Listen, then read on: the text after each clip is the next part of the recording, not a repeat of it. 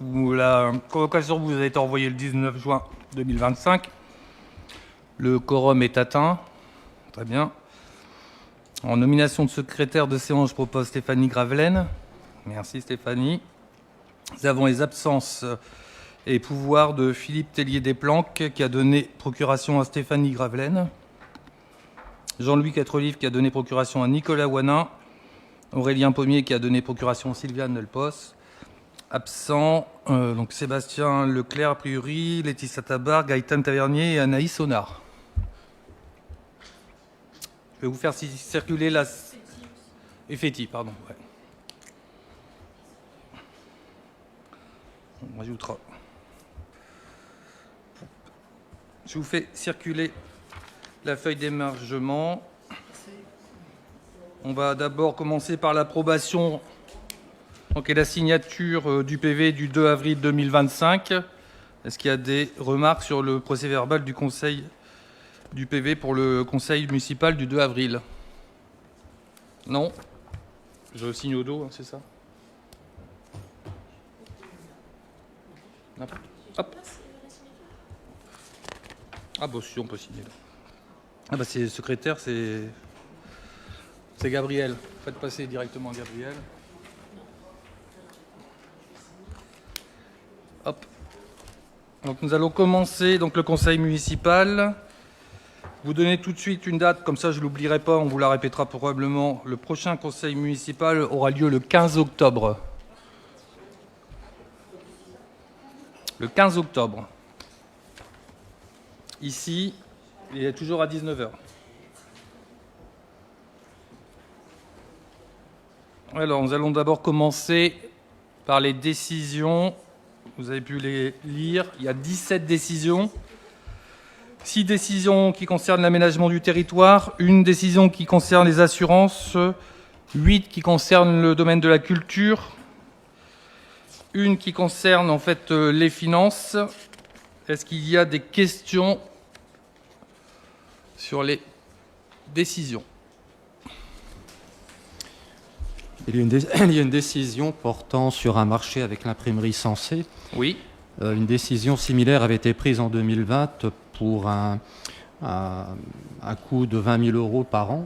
Oui. On passe à 40 000 en 2025. Oui. Donc, qu'est-ce qui explique en fait un doublement des coûts d'impression en l'espace de 5 ans? Alors, le marché en 2022, comme vous savez, c'est un marché déjà à bon de commande. Donc, on fait des estimations des quantités. Et on prévoit en fait ce qu'on va faire. Et c'est un marché qui est sur 3 ans. Voilà, c'est pour avoir les meilleurs prix. Donc, et c'est à bon de commande. C'est-à-dire que ce n'est pas le montant qui sera atteint. C'est-à-dire que c'est au fur et à mesure des commandes. Donc, en 2022, le marché était effectivement à peu près de 22 000 euros hors taxe. Aujourd'hui, il passe à 33 000 euros. On a une différence parce que déjà, comme vous avez pu le voir, on a augmenté la qualité et le nombre en fait de documents en fait qui sont distribués à la population pour les avertir des animations, spectacles, fêtes diverses avec la programmation. Ça, c'est une demande de la population d'être informée, toujours plus informée. Toute la population n'est pas sur les réseaux sociaux, donc elle a besoin. Et puis une partie était faite au départ en régie. En fait, on s'est aperçu aussi que ça coûtait bien plus cher parfois de le faire en régie que via un marché au niveau des quantités, forcément, puisqu'on doit toujours imprimer des très grosses quantités. On imprime à peu près 4000 exemplaires, par exemple, du MAG.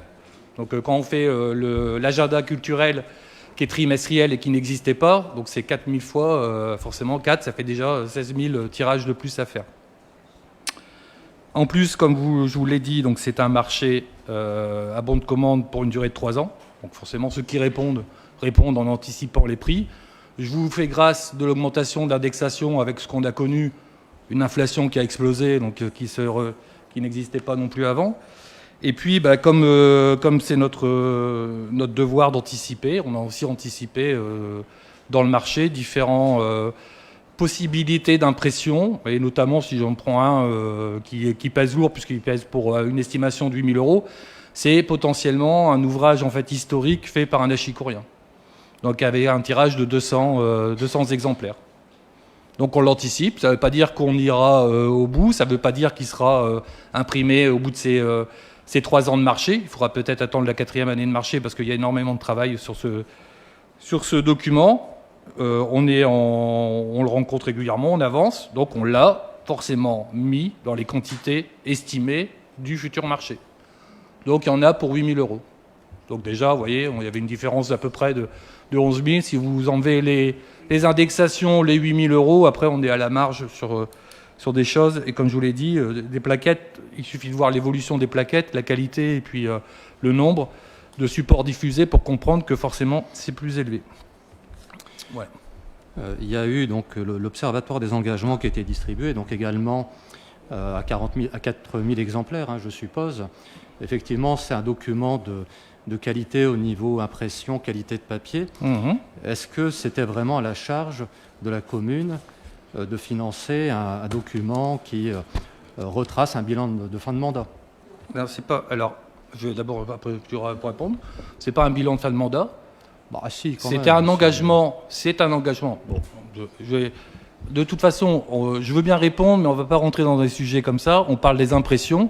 Là, c'est le fond. Vous êtes en train de dire c'est un bilan de mandat. Non, c'est un observatoire des engagements qui a été fait en fait par des habitants.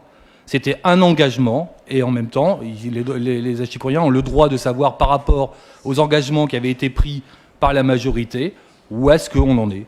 C'est un document tout à fait institutionnel. Vous l'interprétez comme vous voulez, mais c'est comme ça. Sylviane, est-ce que tu veux rajouter quelque chose sur l'observatoire ? Non, la seule chose que je peux ajouter, c'est que des habitants s'étaient positionnés dès notre mairie porte ouverte en septembre 2020 pour pouvoir mener cet objectif que l'on avait, auquel on s'était engagé. Donc c'est pas un bilan de fin de mandat, c'est vraiment un objectif que l'on avait dès le début du mandat. C'est quelque chose d'un peu nouveau puisqu'il n'y a qu'une commune en France qui l'avait fait à l'époque où on l'avait proposé. Et les habitants vous pourrez les questionner, c'est pas des gens qu'on connaissait avant, vous pourrez les questionner. Ils sont très contents d'avoir pu participer. C'est aussi une autre manière de participer à la vie de notre commune. Votre première réunion a eu lieu en septembre 2024. Certains habitants à cette époque-là ne se rappelaient pas s'être inscrits. Alors tous les habitants qui s'étaient inscrits ont été recontactés. Donc ils ont maintenu pour la plupart leur inscription. On a fait un appel dans le MAG pour demander qui voulait rejoindre ce groupe. On n'allait pas faire le bilan avec l'observatoire dès notre arrivée, parce que pour faire un bilan, il faut que des choses soient commencées. Merci Sylviane. Bon, voilà pour les décisions. Y a-t-il d'autres questions sur les décisions? Non? Eh bien, nous allons passer donc aux délibérations. Et la première délibération donc, est dans le domaine des finances et de la fiscalité. Et je passe donc la main à Jean-Paul Leblanc, adjoint en finances. Merci, monsieur le maire. Donc, comme vous en avez l'habitude, malheureusement, dans ce conseil municipal, comme dans beaucoup d'autres, on va vous demander d'admettre en non-valeur des titres et redevances. Suite à un PV de carence des recouvrements des prestations fournies aux habitants, transmis par le receveur municipal, il vous est demandé d'admettre en non-valeur la somme de 445,85 €. Pour ces non-valeurs, on a prévu au budget 7 000 € et on a largement des disponibilités pour faire face à cette perte de recettes. Est-ce qu'il y a des questions particulières? S'il n'y en a pas, je mets au vote. Qui s'abstient? Qui vote contre? Merci, adopté à l'unanimité. Merci Jean-Paul. Délibération numéro 2, une décision modificative. Toujours Jean-Paul Leblanc. Alors pour cette première décision modificative du budget 2025, il vous est proposé d'adopter les ajustements suivants. Pour la section d'investissement, d'augmenter le budget en recettes et en dépenses de 141 000 €. Dans ce montant, 110 000 € concernent une écriture purement comptable liée à la réintégration d'une avance touchée pour la médiathèque. Pour la section fonctionnement, en dépenses, il vous est proposé d'augmenter le budget de 14 275,13 € avec notamment un virement à la section d'investissement de plus de 13 000 €. En recettes, une augmentation de 60 253,31 € confirme la prudence de notre budget prévisionnel, puisque nous constatons un différentiel positif de plus de 53 000 € en produits des impôts locaux, ainsi que pour la dotation de solidarité rurale de plus de 14 000 euros. En conclusion, je vous propose de voter cette décision modificative en suréquilibre de 45 978,18 euros. Est-ce qu'il y a des questions particulières? S'il n'y en a pas, je le mets au vote. Qui s'abstient? Qui vote contre? Merci, adopté à l'unanimité. Merci. Délibération numéro 3, toujours une décision modificative. Jean-Paul Leblanc. Alors, cette décision modificative concerne le budget annexe. Et je vous propose d'ajuster ce budget annexe en fonctionnement seulement, puisque vous savez qu'en budget annexe, il n'y a pas de section d'investissement, en augmentant les recettes de 900 euros et en augmentant les dépenses de 330 euros, soit un déséquilibre positif aussi de 570 euros. Est-ce que vous avez des questions? S'il n'y en a pas, je mets au vote.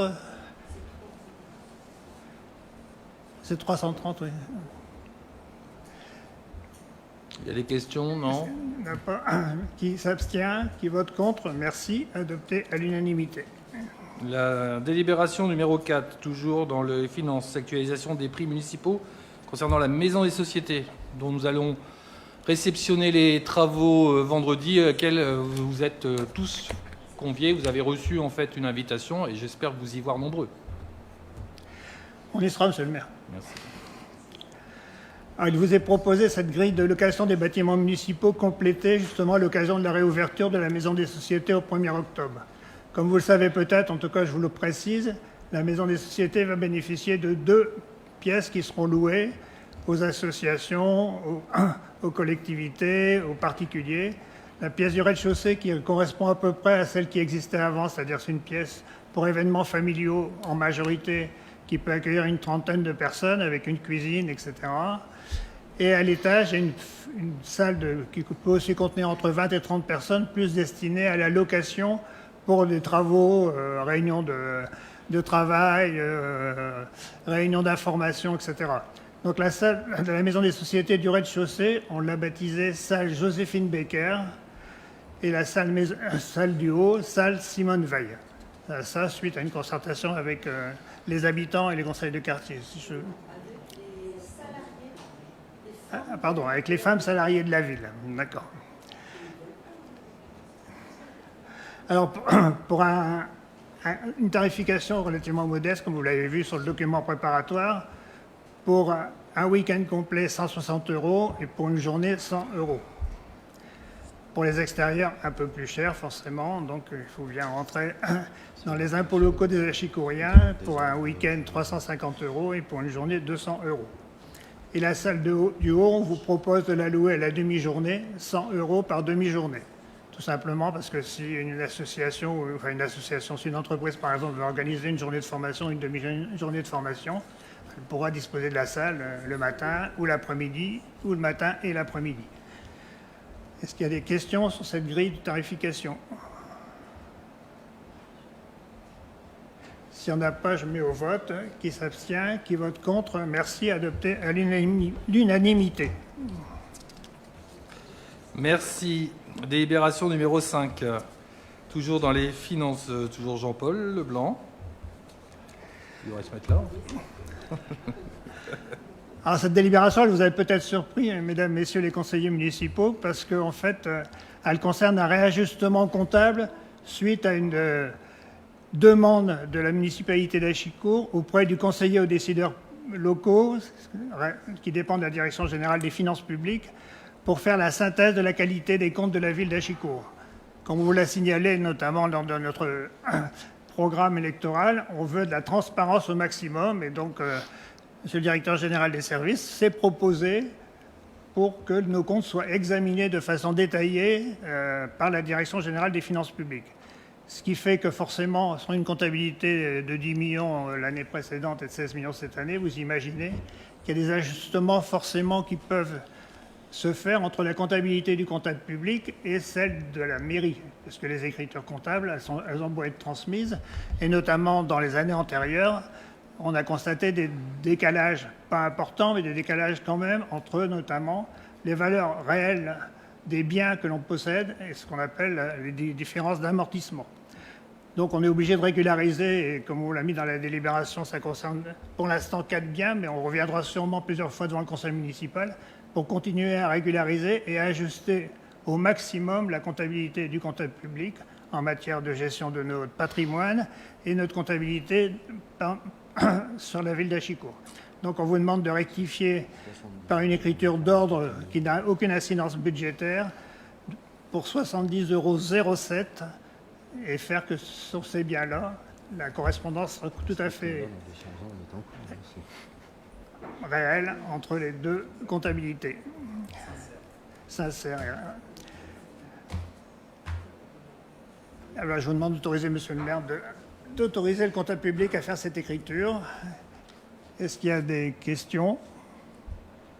Si on n'a pas, vas-y. C'est quand même, parce que ce que tu disais, c'est quand même beaucoup d'écriture vu les montants des budgets.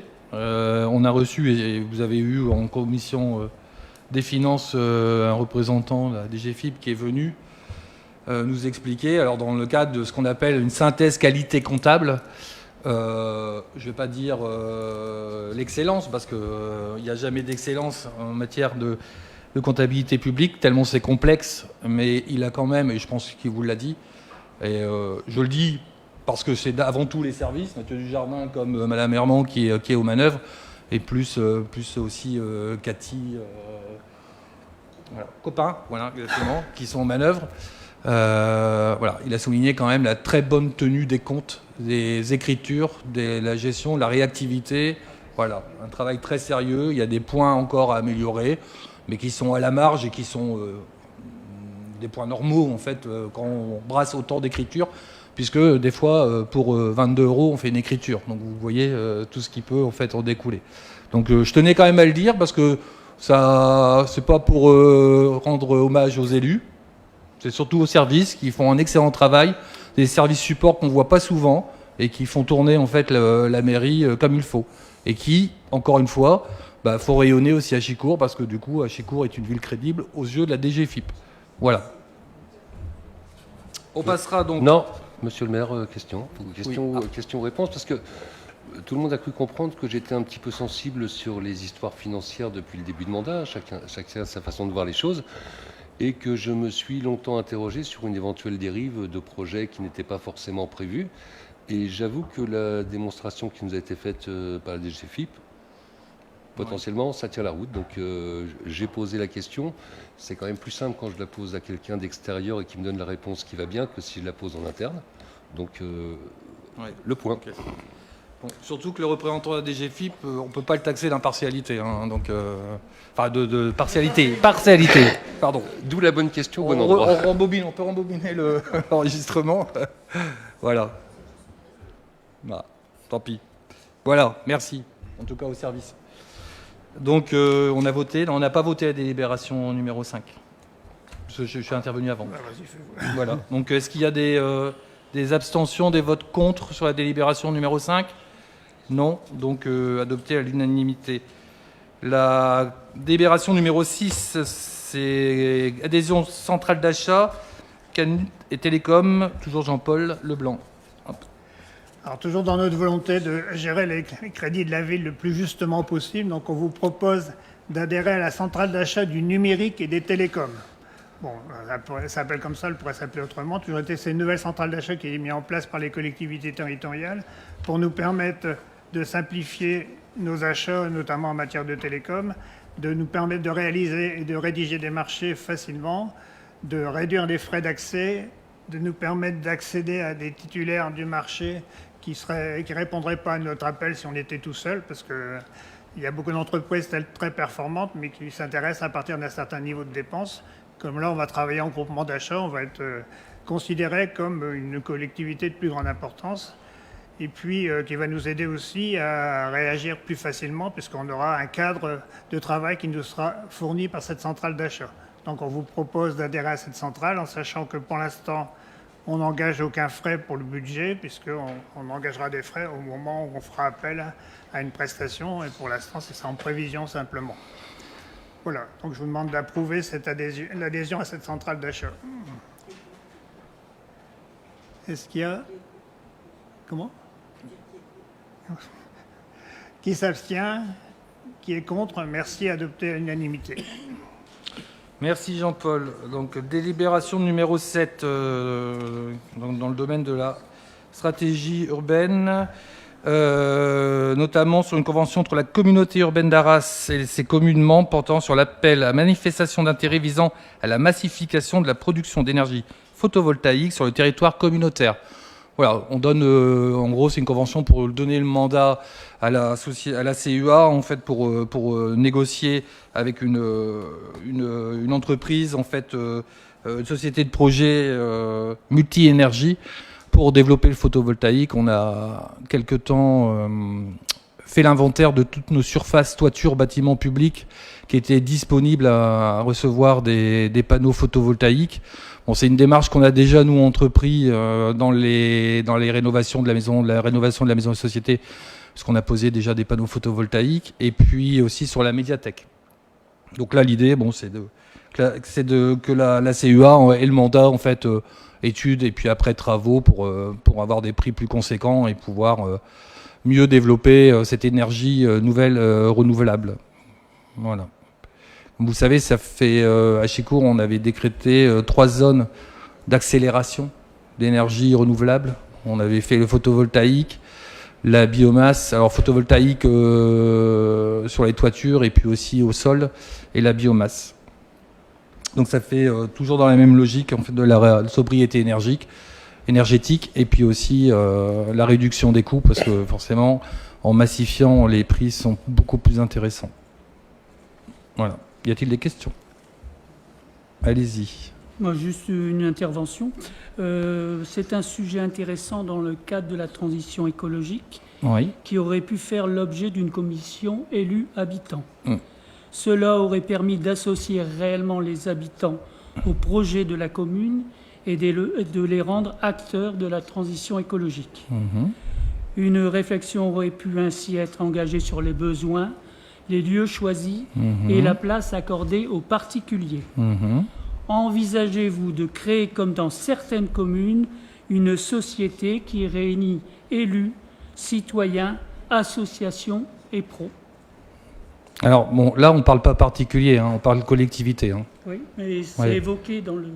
Oui, non, mais dans un premier temps, on s'occupe déjà, en fait, des surfaces disponibles, capables de recevoir, parce que toutes les charpentes ne vont pas être capables après de recevoir. Les confronter au cadran solaire qui est disponible à toute personne sur le site de la CUA.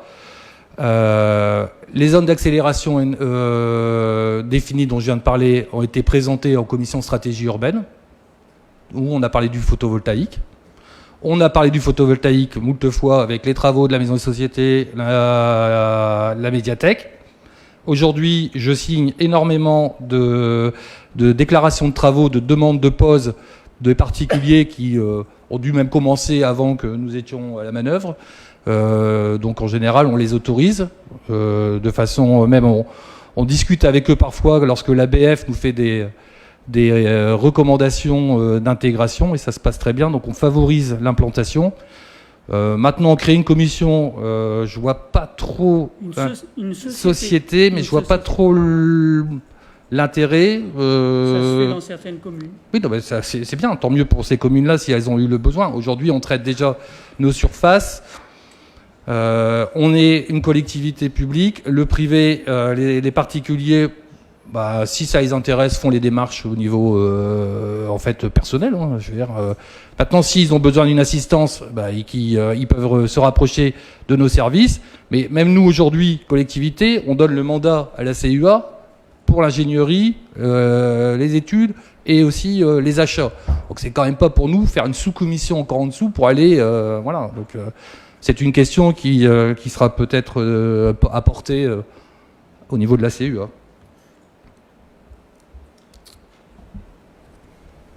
Est-ce que les communes seront associées à cette société de projet? Est-ce qu'elles en seront actionnaires? On donne mandat. Donc c'est la CUA qui sera... Oui.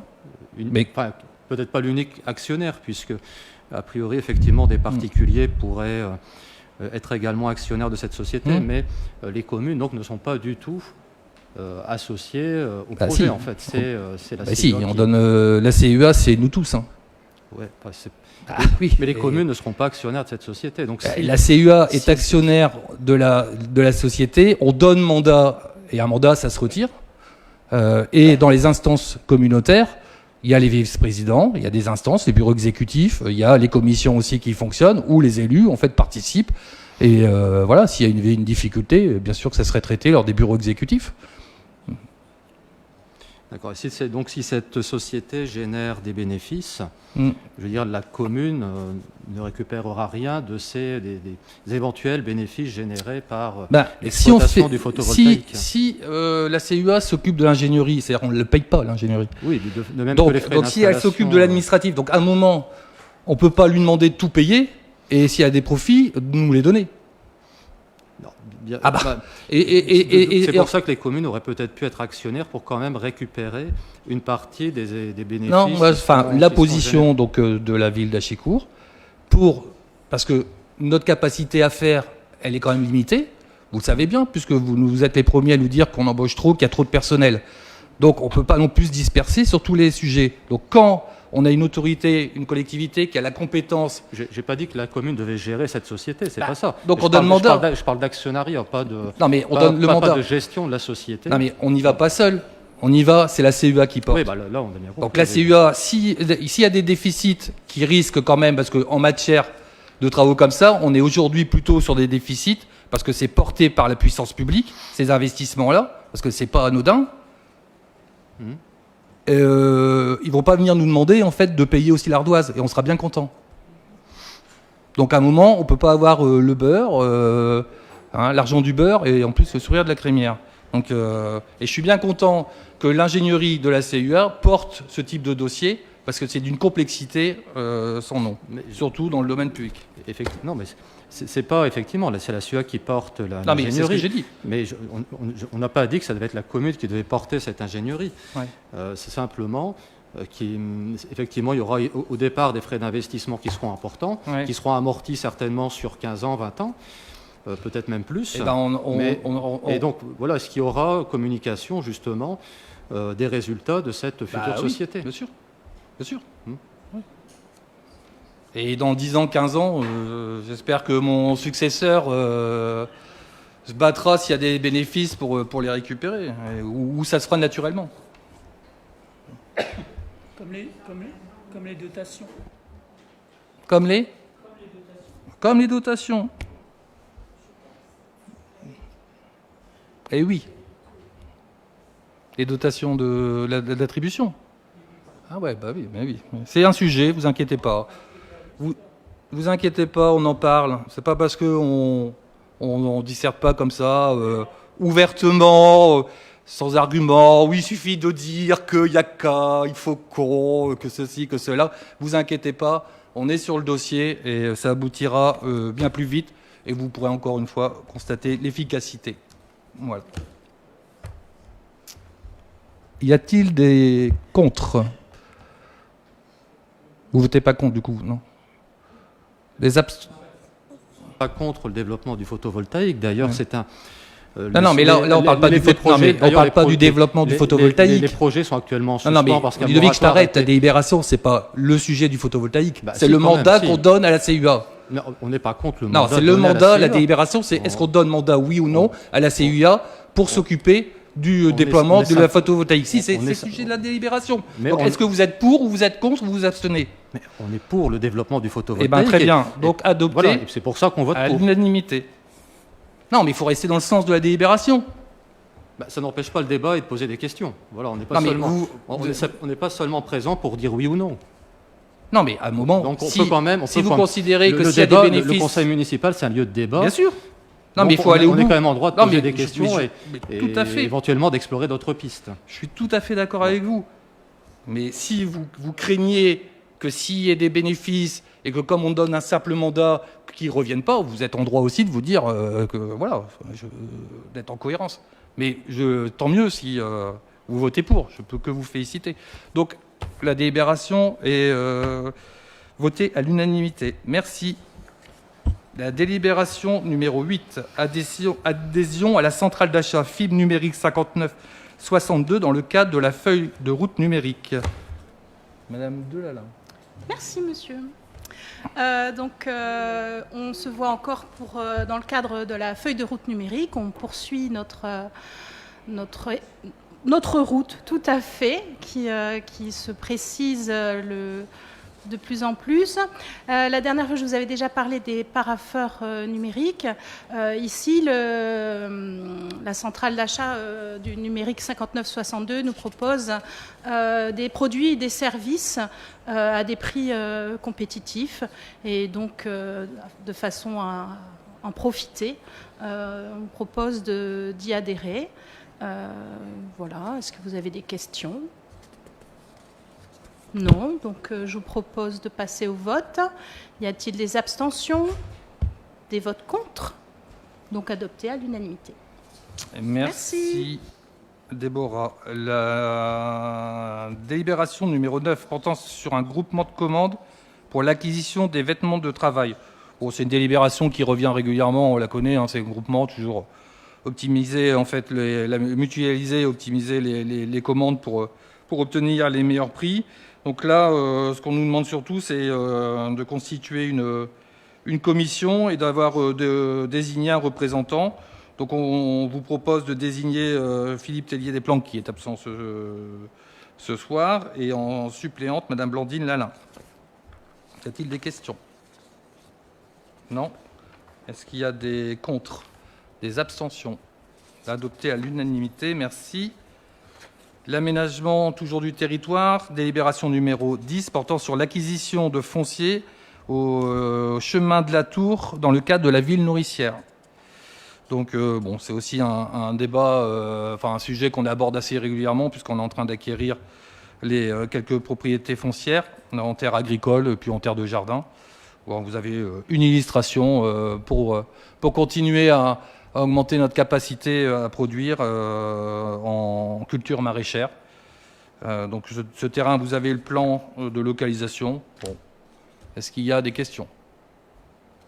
Non. Donc y a-t-il des oppositions à l'acquisition, des abstentions?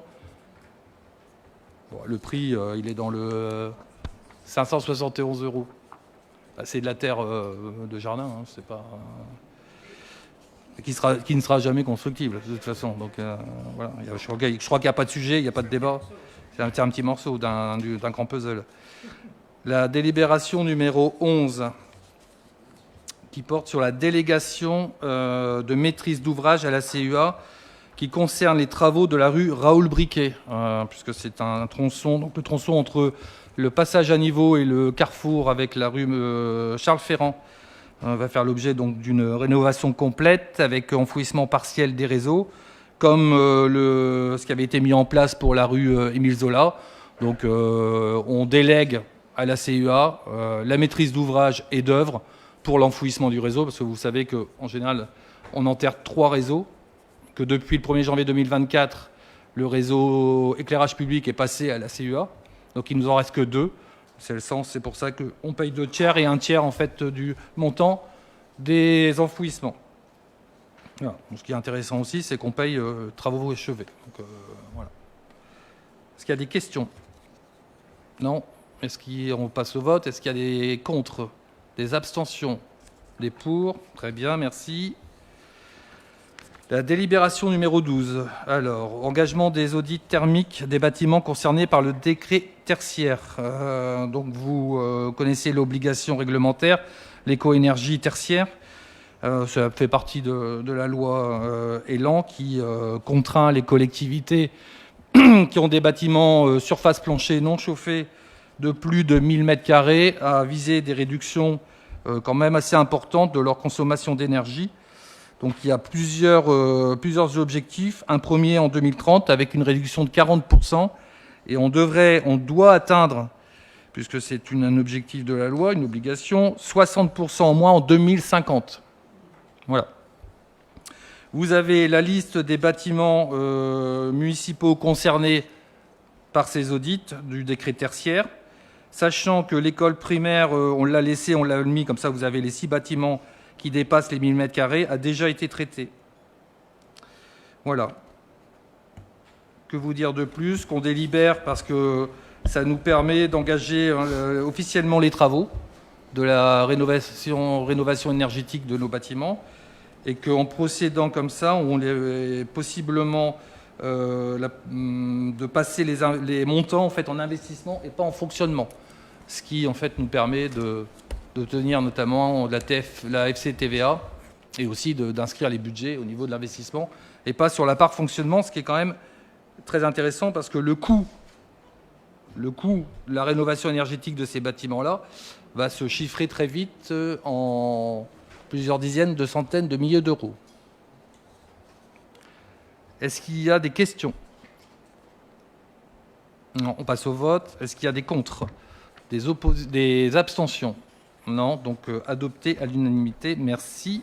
La délibération numéro 13 concernant la modification du règlement intérieur du conseil municipal expression des groupes minoritaires.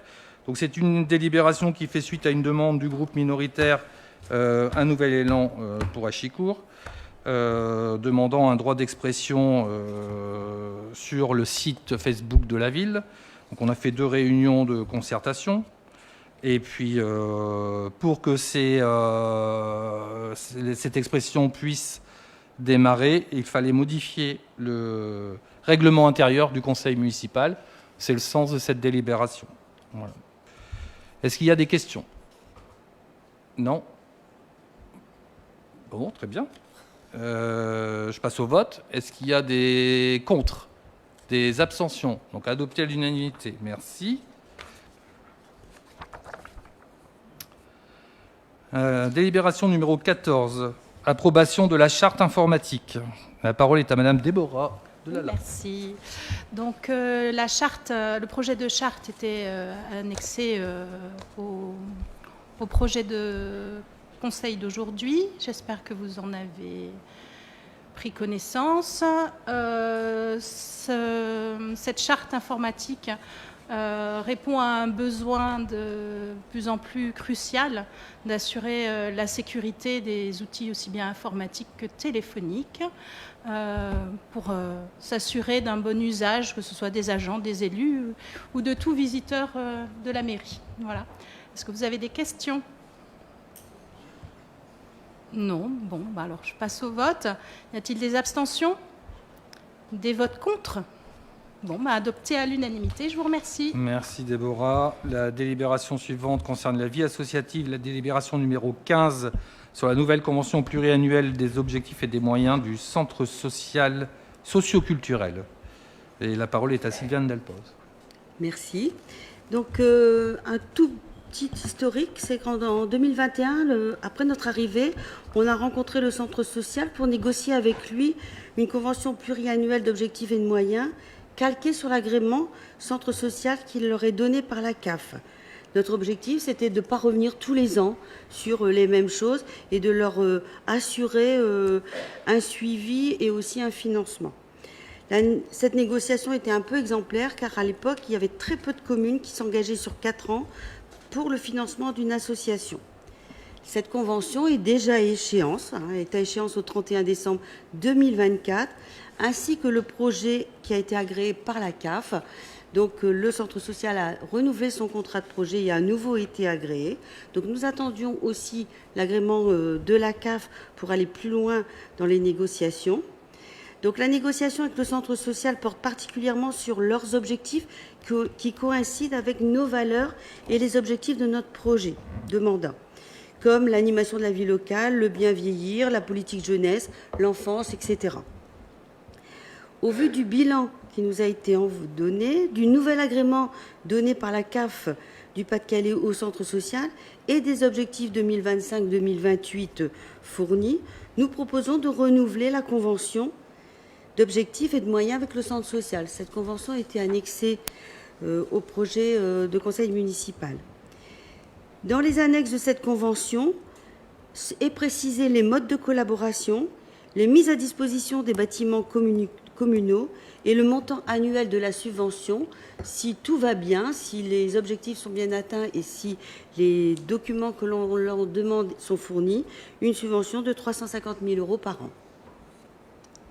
Avez-vous des questions?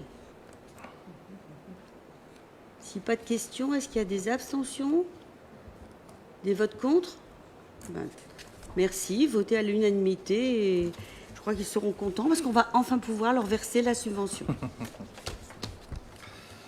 Merci Sylviane. Délibération numéro 16, c'est un avenant à la convention de partenariat concernant l'association des Amis du Moulin de la Tourelle. La parole est à Jean-Paul Leblanc.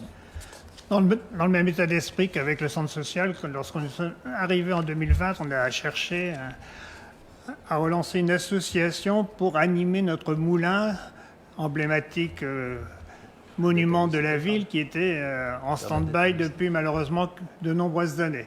Donc une association s'est créée. Je remercie encore une fois tous les bénévoles qui participent à cette association. Et pour qu'on puisse leur confier l'animation au quotidien de ce bâtiment municipal, on a signé une convention avec eux, que vous avez lu et relu. Et elle arrive à échéance le 21 juillet 2025. On s'est dit qu'on n'allait pas renouveler le contenu de la convention à quelques mois des élections municipales. Donc on vous propose de prolonger la même convention d'1 an jusqu'au 21 juillet 2026, qui est à la prochaine équipe de revoir dans quelles conditions ce partenariat sera redéfini. Est-ce qu'il y a des questions par rapport à ce projet d'avenant à la Convention? On modifie seulement l'article 8 sur la durée. Pas de questions? Qui s'abstient? Qui vote contre? Merci, monsieur. Adopté à l'unanimité, monsieur le maire. On pourra continuer à travailler encore 1 an sur la base de cette convention. Très bien. D'ailleurs, je vous annonce que le moulin a commencé à produire la farine. Tout à fait. Bonne qualité, a priori. Ils sont très contents. Ils sont très contents et ils vendront les premiers kilos ce dimanche dans le cadre en fait, d'une manifestation sur le patrimoine. Et, voilà, donc je vous invite à aller acheter la farine du moulin. Jean-Paul, vu que tu as la voix chaude, la délibération numéro 17 te concerne, convention de partenariat avec l'Université d'Artois. Voilà, donc là, c'est plus un partenariat avec une association de la ville, c'est un partenariat qui existe depuis 2 ans avec l'Université, effectivement, d'Artois, et en particulier avec les étudiants du Master de gestion du patrimoine. On leur a demandé, sur leurs propositions, s'ils souhaitaient une commune qui acceptait de travailler en collaboration avec eux pour leurs documents d'études. Et ils ont étudié et élaboré des propositions pour la mise en valeur de notre ville. Et récemment, ils nous ont remis leurs propositions concrètes dans le cadre de la fin de leur cursus de formation. Notamment l'idée qu'ils ont émise, c'est de bâtir un parcours d'interprétation à travers la ville et ses chemins ruraux. C'est dans le cadre de cette étude qu'on vous propose de signer une convention avec eux. Et notamment, cette convention prévoit de leur verser une somme de 750 € qui leur servira à organiser leur voyage de fin d'études. Cette convention qui a été faite avec des étudiants de cette université, on vous proposera dans un prochain conseil municipal de la prolonger pour l'année suivante avec de nouveaux étudiants pour que cette proposition puisse trouver une concrétisation dans les mois qui viennent. Est-ce qu'il y a des questions particulières? Pas de questions? Je vous soumets la délibération au vote. Qui s'abstient? Qui vote contre? Merci, adopté à l'unanimité. Merci Jean-Paul. Délibération numéro 18 qui concerne la cohésion sociale. C'est au sujet d'une convention de financement pour le projet d'habitat participatif CARSAT des Hauts-de-France. La parole est à Maryse Lecoq. Concentrée, Maryse. Bonsoir à toutes et à tous. L'étude qui vise à ouvrir un habitat inclusif sur la ville avec la participation de l'ANAC et l'EHPAD. C'est ça ? C'est ça. Alors on vous demande Voilà, c'est dans le cadre en fait de la politique bien vieillir en général, où on travaille sur le parcours résidentiel en fait, entre l'habitat autonome et puis en fait l'EHPAD, de trouver des formes. Alors elles existent déjà, hein. On a ce qu'on appelle les béguinages, qui ne sont pas forcément tous non plus des béguinages à proprement parler. Ils ont ces appellations-là, mais il manque quelques structures pour vraiment créer le concept de béguinage. Et l'idée, c'est aussi de réfléchir à comment on les déploie. Donc il y a eu des réunions qui sont pilotées par Béguinage et compagnie sur le recensement des besoins des résidents actuels, que ce soit Soir Paisible, Béguinage, Made in France, etc., pour qu'ils commencent à parler et des difficultés qu'ils rencontrent. L'idée, c'est qu'on fasse pas des traits, voilà, qu'il y ait un trait d'union, que ce ne soit pas des traits sécables entre un moment en perte d'autonomie et l'arrivée. C'est pour ça aussi qu'on travaille vraiment en étroite collaboration avec l'ANAC, l'EHPAD du Crinchon, sur vous voyez, cette création de tiers-lieux, parce que cette idée, c'est aussi de faire venir un petit peu les gens de l'extérieur dans cette enceinte pour montrer que l'EHPAD, c'est pas non plus, c'est plus un mouroir peut-être du début du siècle. Voilà. On y vit correctement, voilà, et de développer peut-être à proximité de l'EHPAD, donc l'habitat intermédiaire entre l'habitat autonome et l'habitat en fait inclusif dans le sens où résidentiel avec une assistance permanente, quoi. Voilà. Donc c'est un vaste sujet. On s'en est saisi depuis le début. C'est un sujet qui est vraiment porté aussi par les services, par Mathieu Dujardin. Vous savez, on a près de 30% de notre population qui a plus de 60 ans, qui vieillit. Il faut trouver des formes d'habitat qui correspondent à leurs besoins. En général, ils ont eu des habitations avec jardin, des difficultés d'entretien, de déplacement, pas de rez-de-chaussée. Voilà, donc voilà, il faut faire tout ce recensement de besoins qu'on a déjà commencé à faire, qu'on a bien en tête, et puis après élaborer le projet qui sera l'objet en fait des années futures. Voilà. Est-ce qu'il y a des questions ? Non, donc on passe au vote. Est-ce qu'il y a des contre, des abstentions ? Bon, donc adopté à l'unanimité. Merci pour eux. Et la dernière délibération, déjà, très bien, on passera plus de temps à boire un coup au moment de convivialité. Dans le domaine de l'éducation, la délibération numéro 19 concernant l'approbation du projet éducatif territorial 2025-2028 et le renouvellement de la convention PEDT Plan Mercredi, présentée par Déborah Delana. Je vous remercie. Donc c'est un projet qui a mis du temps à voir le jour. C'est un travail qui a commencé avec les habitants en commission il y a déjà plus de 3 ans. Et donc c'était un projet qu'on a voulu vraiment le plus fin, le plus proche des besoins des enfants et dans le désir de l'accueillir dans sa globalité. C'est-à-dire qu'il n'a pas qu'un temps à la maison, il n'a pas qu'un temps à l'école. L'enfant a un temps dans tous ces moments-là de la journée, de la semaine. Et le but, c'est de lui donner une cohérence et que l'enfant soit au mieux dans sa vie d'enfant. Voilà. Donc moi, je suis très heureuse d'en arriver à ce moment-là. J'espère que vous en avez pris connaissance. C'était peut-être dense, peut-être un petit peu à lire. Mais voilà, donc les objectifs peuvent paraître ambitieux. Moi, je pense qu'il faut ça pour nos enfants. Et donc, dans le cadre du renouvellement de la convention du plan PEDT, plan Mercredi, c'est vraiment par rapport à cet accueil du mercredi et du temps périscolaire. Voilà. Donc, est-ce que vous avez des questions ? Oui. Donc, le projet éducatif territorial propose des axes qui sont cohérents sur la réussite, le bien-être, l'environnement, la culture. La lecture, bon, c'est 75 pages, donc j'ai pas forcément 5 jours lu les 75 pages, mais nous retrouvons dans ce document les actions menées par le centre social dans le cadre du soutien à la parentalité.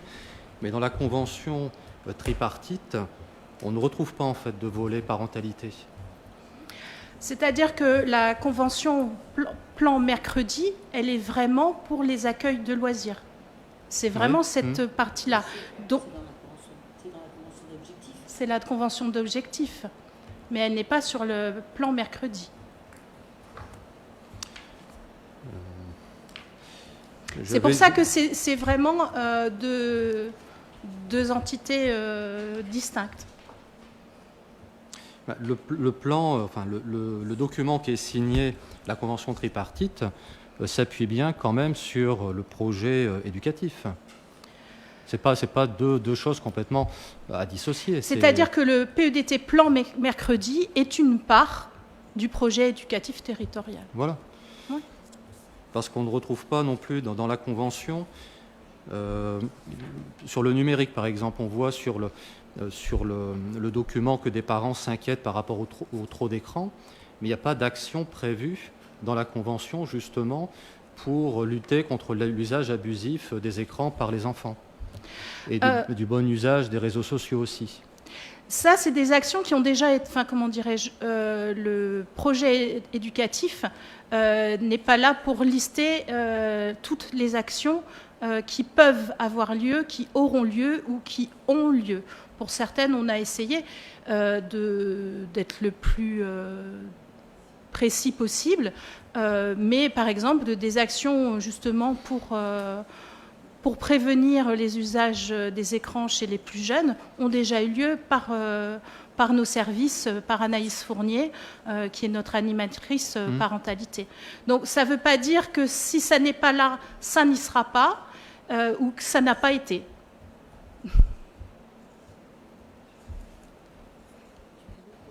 Alors, juste par rapport justement à la convention du centre socio-culturel, aujourd'hui, c'est une association donc, qui a son budget, qui développe en fait ses activités. Donc, dans les thèmes, on les connaît, globaux. Quand on est arrivé, on travaillait beaucoup en parallèle, en silo, etc. On a amélioré le dialogue. On essaye justement d'éviter d'avoir des actions qui se télescopent, et que si le centre social socioculturel développe de la parentalité, on ne va pas en faire plus aussi, on va aller dans un autre secteur. L'idée, c'est... Mon questionnement, c'était parce que justement, le centre socioculturel est signature de la Convention. Ouais. Donc c'est pour ça que ça m'étonnait qu'il n'y ait pas ce volet parentalité qui soit repris dedans. Le volet parentalité, dans toutes les... que ce soit le PRE, le programme de réussite éducatif, le relais petite enfance, c'est transversal. Que ce ne soit pas explicité dans la Convention, c'est ce qui me paraissait étonnant, en fait. Ouais, j'ai plutôt l'impression que ça y était, moi, mais bon, je sais pas... Alors, ce que je te dirais en complément, c'est que le PEDT est un outil qui est mis à la disposition de partenariat entre le centre social et la ville, mais dans la convention d'objectifs et de gestion et de moyens, la parentalité, la jeunesse, tout a été repris. On a repris ce que le centre social faisait, ce que la ville faisait et à quel moment ça se rejoint. Oui, enfin, la convention, voilà, je l'ai sous les yeux. C'est effectivement, on dit bien que le centre socioculturel est un partenaire, mais bon, ça m'étonnait, voilà, qu'on reprenne pas les actions qui puissent être menées dans. Parce que la convention, c'est uniquement pour les accueils collectifs de mineurs. Oui, ça fait partie du plan mercredi. Oui, voilà, c'est ça. La convention, celle-là. Vous parlez de laquelle, du PEDT ou bien de l'autre? La convention PEDT, oui. Enfin, convention relative à la mise en place d'un projet éducatif territorial et du label PEDT Plan Mercredi. Alors, je voudrais quand même vous dire qu'un PEDT, c'est des objectifs généraux, des objectifs opérationnels, oui. Mais les actions ne sont pas forcément toutes développées, puisqu'elles doivent répondre aux besoins exprimés par les jeunes, les familles et les partenaires. Non, les actions ne sont pas forcément déclinées, mais dans les axes, voilà, ces axes dont je parlais ne sont pas repris en fait dans les différents articles. Pas vous dire que la parentalité, elle fait partie intégrante de tous les programmes, parce que je vous dis, on le retrouve dans le PRE, dans le RPE, enfin voilà, au centre social, dans toutes les actions qui sont menées. Donc si vous le jugez pas assez mis en exergue, bon, c'est effectivement peut-être, je sais pas. On en parle tellement que c'est une évidence pour nous, et puis voilà, enfin, bon, on y fera attention. Vous dire que le PEDT aussi, alors il a ça de particulier, c'est que les actions, elles ont été mises en place rapidement pour venir juste développer les enfants, etc., pour mettre tout de suite en action avant de l'écrire. Donc aujourd'hui, on écrit le PEDT, le projet, sur la base aussi de ce qui a beaucoup été mis en place. Et justement, avec l'expérience, on peut peaufiner, bien calibrer, et puis avoir un projet qui est solide, qui a du sens, qui est mesurable. Ça, c'est important aussi dans ses objectifs. Ils ne sont pas délirants. Ils sont aussi chiffrés. Ça, c'est important aussi. On peut dire ce qu'on veut.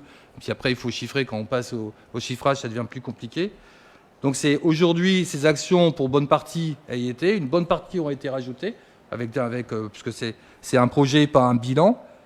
Mais en tout cas, ce qui est sûr, c'est que ce projet, porté par les services qui ont travaillé énormément dessus, c'est le socle de notre programme de réussite éducatif d'Achicourt, qui satisfait les directrices, les enseignants, mais les parents également, nos partenaires.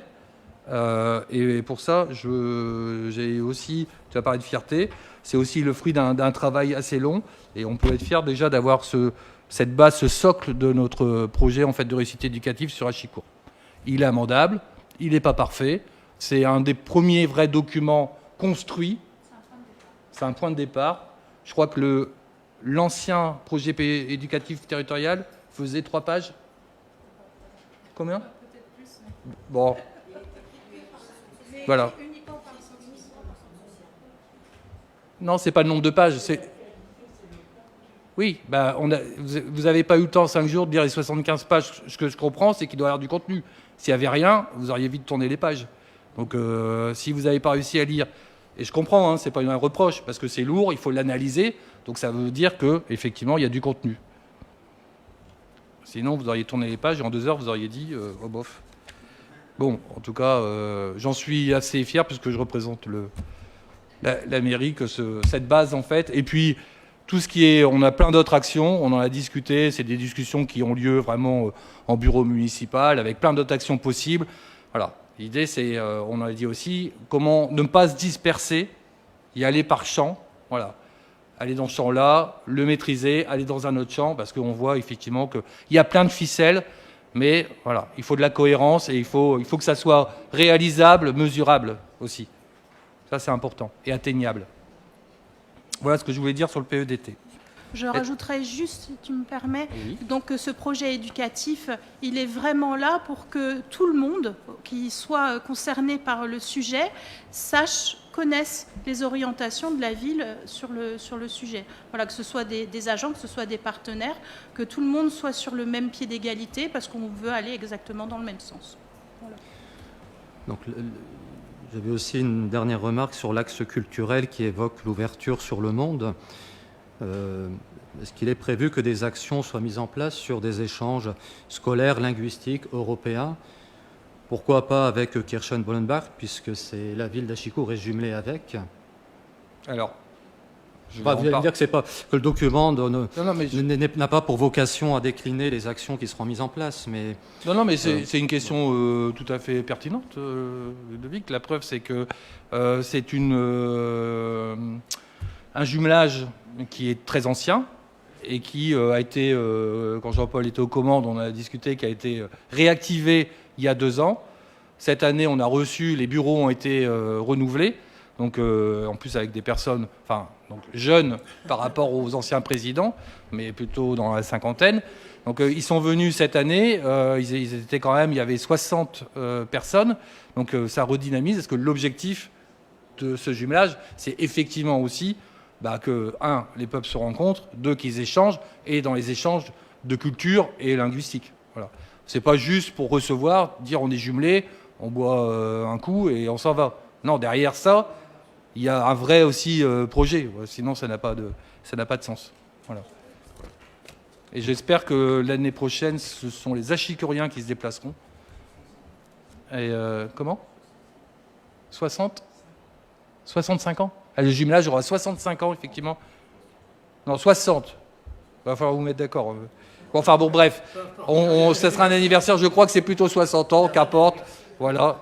Et d'ailleurs, je Je ferai déplacer la stèle qui est cachée dans un coin là, de la mairie pour la remettre en avant, pour redonner un peu de sens en fait, à ce jumelage qui a été porté, il faut le dire aussi quand même, très longtemps par des personnes. Et aujourd'hui, elles passent la main très justement et qui ont animé en fait, ce jumelage. Et voilà, place au renouvellement et puis à un nouveau dynamisme. Et en espérant que plein de familles iront avec les enfants pour justement apprendre à connaître l'autre. Déjà, on essaye de le faire localement, sur notre territoire, au niveau européen, c'est important. On voit bien la fragilité, pas faire un cours de géopolitique, tout le monde connaît la fragilité aujourd'hui, l'instabilité mondiale, voilà. Et je crois qu'il est temps qu'on se ressaisisse un petit peu de ces sujets, parce qu'on s'aperçoit qu'on peut très vite basculer et dans des choses dramatiques. Et très vite, on s'apercevrait qu'on est peut-être passé à côté de quelque chose, et je ne le souhaite pas. Donc nous mettons tout en œuvre à notre échelle, mais après c'est la politique du petit pas, du colibri, pour que perdurent en fait ces fraternités entre peuples et que la paix reste autour de nous. Voilà. On va voter quand même, parce qu'on n'a pas voté du coup. Qui est contre? Qui s'abstient? Adopté à l'unanimité. Merci. Oui, merci. À vos agendas, vous avez, après la fête de la musique, qui a eu son petit succès, quand même, avec des groupes presque internationaux. En tout cas, un répertoire incroyable. Je ne sais pas où ils sont allés chercher ce répertoire, mais incroyable. Vous avez les temps forts, donc la fête nationale du 14 juillet. Vous avez l'affiche, voilà, avec le feu de joie. Vous avez la médiathèque en tournée. Vous avez les dates. Et puis vous avez encore un cité en scène qui aura lieu en août. Voilà. Et je vous rappelle la ciné plein air. Voilà. Et aussi la journée de l'engagement citoyen. Sylviane, t'en dis un mot rapidement? Alors, on avait l'habitude de faire le forum des associations depuis 3 ans. Et le point fait avec les associations, c'est que bon, ça s'est essoufflé un petit peu, il fallait renouveler. Donc, on va faire un forum, une journée de l'engagement citoyen, c'est-à-dire qu'on va mettre en valeur tout ce qui a été fait par les citoyens, enfin une partie, parce que tout c'est compliqué. Donc, il y aura toujours les associations qui auront leur village des associations, les conseils de quartier qui auront le village des conseils de quartier, et puis nous mettrons aussi à l'honneur le conseil municipal jeune, puisque depuis 2 ans et demi, mine de rien, ils font pas mal de choses. Tout à l'heure, tu parlais d'EHPAD. Cet après-midi, ils sont allés faire du vélo à l'EHPAD avec les seniors pour qu'ils remportent le challenge lié au Tour de France. Et puis, il y aura aussi, on reparlera du budget participatif. Voilà. Donc, on a changé un petit peu. Ce ne sera pas sur un dimanche complet, ça sera sur un samedi après-midi. Le dernier samedi du mois d'août, donc d'août, je ne sais plus si c'est 29 ou 30, c'est 30, d'accord, 30. Le 30 août, donc tout l'après-midi, voilà. Donc, venez, nombreux. Il y aura aussi la remise des prix du concours des maisons fleuries, n'est-ce pas, Patrick? Voilà. Merci, Sylviane. Il reste à vous souhaiter un très bel été, des vacances pour ceux qui en prennent, et puis vous inviter à un petit pot de convivialité qui a lieu au niveau de l'escalier, il me semble, voilà, pour vous rafraîchir un petit peu dans une pièce un peu plus fraîche par rapport à cette chaleur de la salle des conseils. Voilà. Merci pour votre attention, et puis à tout de suite. J'ai un courrier vous faire signer d'urgence. Urgence, oui, je sais lequel. Ah bah si. Merci, monsieur le maire.